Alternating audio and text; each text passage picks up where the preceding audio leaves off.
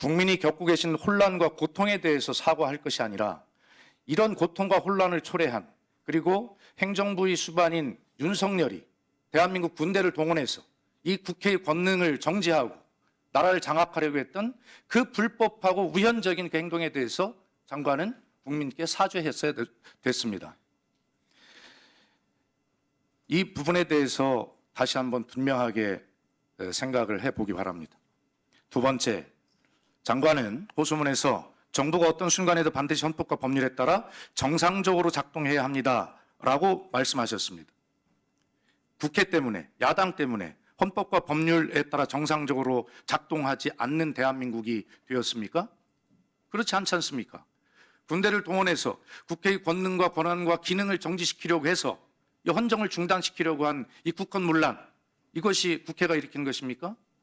이 말씀은 지금 장관께서는 국회를 향해서, 야당을 향해서 하신 말씀처럼 들립니다. 누가 읽어도 그렇게 들립니다. 바로잡아야 된다고 생각합니다. 비상계엄 선포를 막지 못했다는 이유만으로 박성재 법무부 장관과 조지호 경찰청장에 대한 탄핵소추안을 보고하였다. 이것 역시 국회를 원망하는, 그리고 국회가 잘못했다는 그런 말씀을 하고 계신 거예요. 박성재 법무부 장관이 어떤 자입니까? 비상계엄 선포 후에 바로 안가 모임에 참석해서 내란의 공모 혐의를 받고 있는 그런 자입니다. 선포를 막지 못했다는 이유만으로 탄핵 소추를 한 것이 아닙니다. 조지호 경찰청장, 그리고 서울지방경찰청장 긴급 체포돼서 구속되었죠. 이 사람들이 비상계엄을 막지 못한 혐의로 탄핵 소추한 것입니까? 지금 현재 밝혀지고 있는 내용만으로 어떤 것입니까? 조지호 경찰청장은 서울지방경찰청장과 함께 비상계엄 선포 3시간 전에 대통령과 함께 안가에 있었습니다. 그리고 이 비상계엄을 할 것이라는 사실을 통보받았고 경찰 병력을 동원해서, 그 경찰 병력 동원이 지금 4,200명이나 동원된 것으로 알려져 있습니다.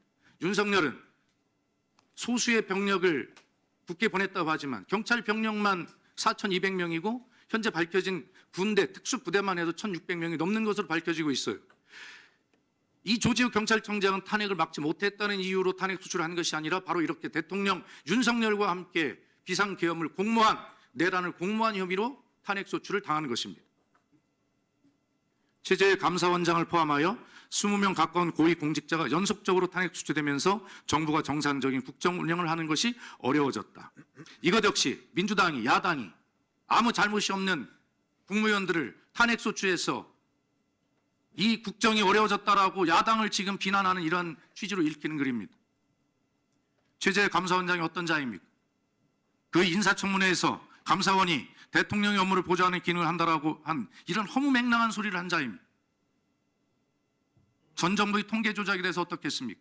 이것이 무죄가 됐지만 이것이 수사 결과가 나오기도 전에 이것은 국기문란이다라고 규정을 함으로써 감사원이 정치적 독립과 중립을 처음부터 심각하게 훼손한 자입니다.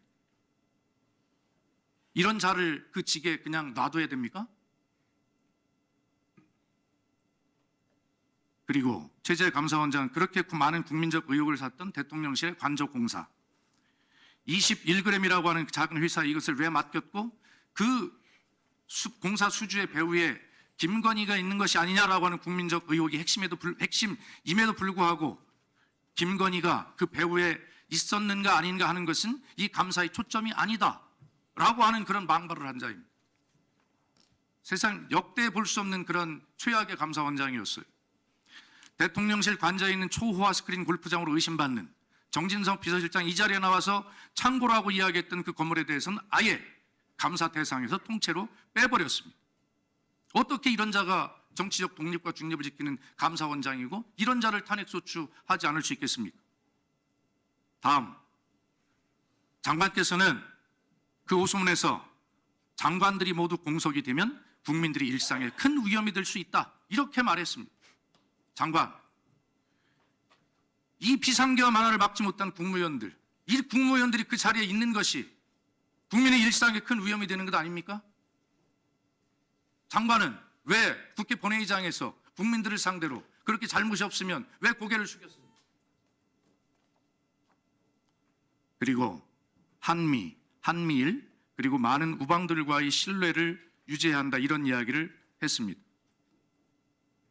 장관, 이 비상계엄에 대해서 미 국무부 부장관인 커트 캠벨이 뭐라고 했습니까? 심각한 오판이라고 이야기했어요.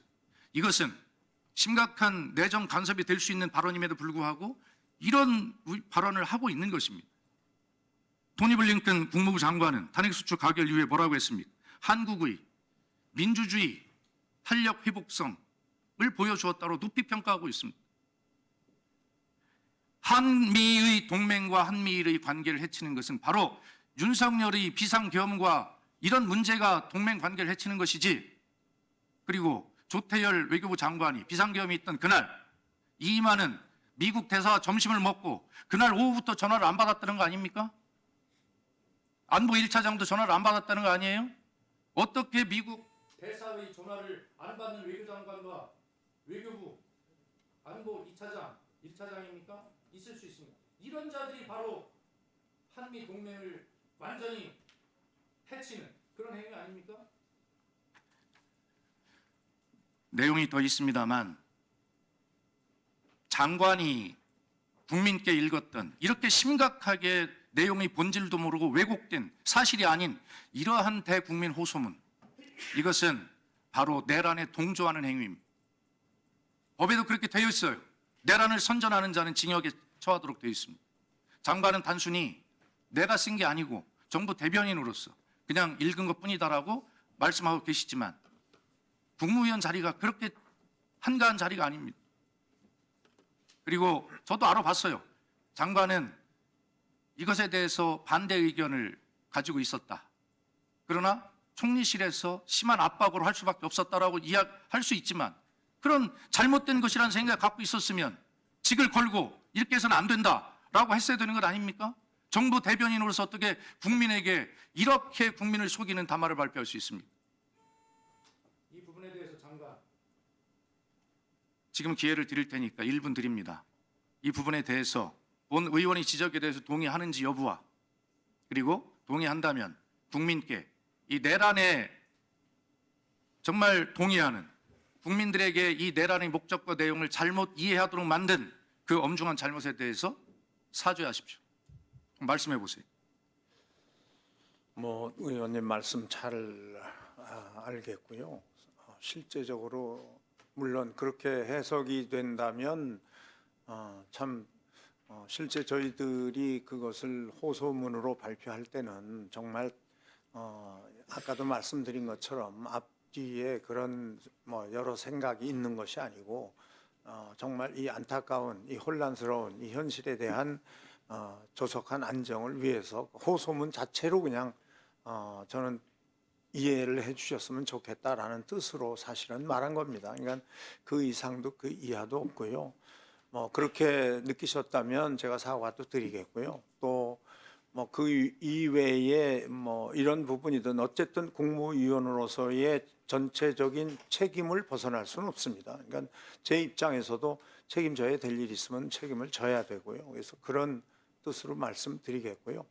또 나중에 제가 이 자리를 떠나면 훨씬 더 자유롭게 많은 의견을 다시 드리도록 하겠습니다. 스픽스는 말하는 언론입니다. 대세는 유튜브, 그중에서 스픽스. 좋아요, 댓글, 구독, 알림 설정. 여러분이 저희를 사랑해 주시고 우리가 여러분을 사랑하는 4가지 방법입니다.